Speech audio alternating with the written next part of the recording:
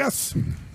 One of the things I wanted to ask you, like on the first day, is you said, like to my friend over here, you got to lead your people. You got to learn enough about the job that you hate and then lead them. And what I wanted to ask you is, well, being sort of on the front lines of things, how do you actually, or what are your ideas on leadership? And you gave some examples today. Like, for example, you sort of come up with a plan, and then you ask the questions. So that's one strategy. That's only one part, yes. I was wondering if you could share maybe 2 or 3 more. Sure, I'll be happy to. My number one belief about leadership is you're a servant. Here's what I mean specifically. The word hero, that is in the archetype of like men and you and I bet.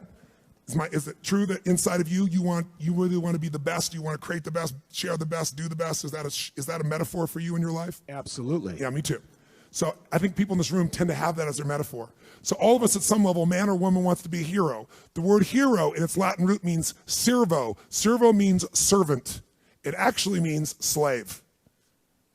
The hero, why they're the hero, is become the ultimate servant to something larger than themselves, people and so forth. The person who thinks they're going to lead by demand or by position can only lead for a short period of time. But the person whose idea of serving is, my belief is, if you can find a way to take any group of people and help them to experience their needs at a richer, deeper level than anyone else, then together you guys can get anything done. Anything. Now, it may not work the first time, but together you can get to that point.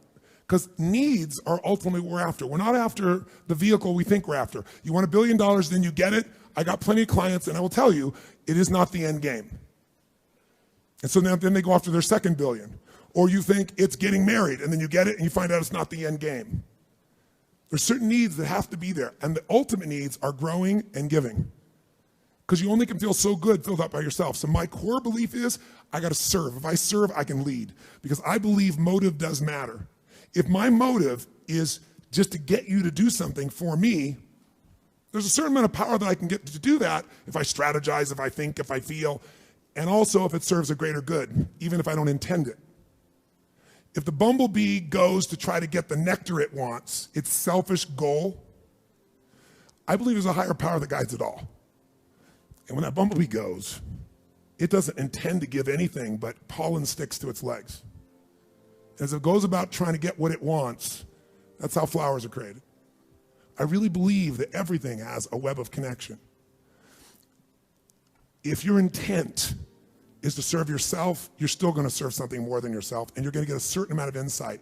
If your intent and your motive is to serve something, yourself, but also something more, just your kids, then I believe you get a different level of insight. And because you're serving more of what serves life. It's not just me. It's me and my family. If you're trying to serve a community, I believe you get a different level of insight. If you're trying to serve humanity, you get a different level of insight. I get emotional thinking about it because this is why I do what I do.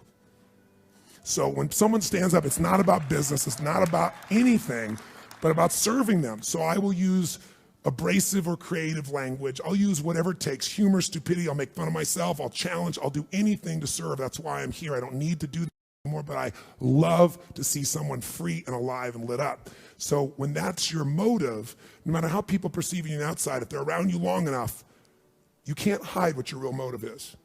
And they'll see it and they'll feel it. Motive does matter. If it's to serve something higher, it'll be that. That doesn't mean you don't get served too. And in business, you got to be served. Or I used to do business and I lose money in the business and everybody else was happy. And it was wonderful, except I had no business. So it's, killing the goose that lays the golden eggs. So I've learned to put that balance in. But that gives me power. That's why time disappears for me. Because I'm not about getting some action done. I'm about the outcome. Question. We talked about, the economy being real rough going forward.